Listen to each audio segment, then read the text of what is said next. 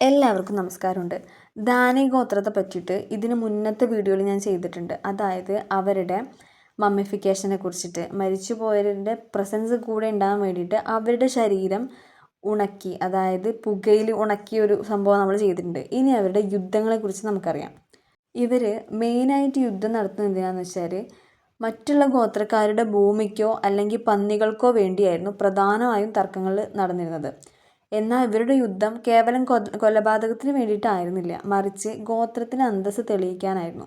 പകൽ സമയം നിശ്ചയിച്ച സ്ഥലത്ത് ഒത്തുകൂടി കുന്തവും അമ്പും വില്ലും ഉപയോഗിച്ചായിരുന്നു പോരാട്ടം. മറ്റ് പല ഗോത്രങ്ങളിലും കേട്ട് വന്നത് എന്താണെന്ന് വെച്ചാൽ ഇവർ യുദ്ധത്തിൽ മരിക്കുന്നവരെ ഭക്ഷണമാക്കുന്ന ഒരു ആചാരം പണ്ടുണ്ടായിരുന്നു എന്നെല്ലാം കേട്ടിട്ടുണ്ട്.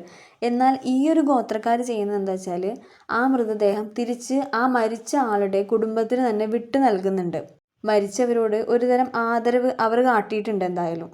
ഇനിയിപ്പോൾ ഒരു ഗോത്രത്തിലെ ഒരാൾ മരിച്ചാൽ മറ്റേ ഗോത്രക്കാർക്ക് പകയുണ്ടാവും. അവരാ പക തീർക്കുന്നത് ഇപ്പുറത്തെ ഗോത്രത്തിലെ ഒരാളെ കൊന്നിട്ടായിരിക്കും.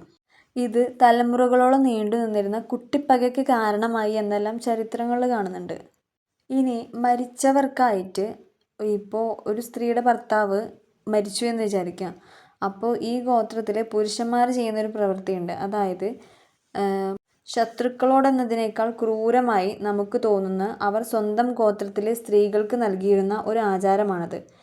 യുദ്ധത്തിലോ മറ്റോ കുടുംബത്തിലെ പുരുഷന്മാർ മരിച്ചാൽ ആ ദുഃഖം പ്രകടിപ്പിക്കാനായി വീട്ടിലെ സ്ത്രീകൾ സ്വന്തം വിരലുകളുടെ അഗ്രം മുറിച്ചു മാറ്റണമെന്നായിരുന്നു ആ തീരുമാനം. മരിച്ചവരുടെ ആത്മാവിന് ശാന്തി ലഭിക്കാൻ ഇത് അത്യാവശ്യമാണെന്ന് അവർ വിശ്വസിച്ചിരുന്നു.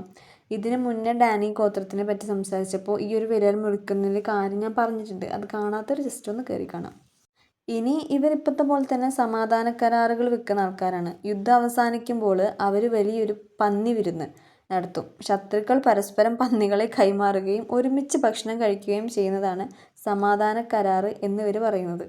അപ്പോൾ ഈ മരിച്ചവർ അവർക്ക് വേണ്ടപ്പെട്ട പല ആൾക്കാരുണ്ടാവില്ല, അവരെയാണ് ഈ പുകയിലിട്ട് ഉണക്കി ഇവർ സൂക്ഷിക്കുന്നത് കേട്ടോ.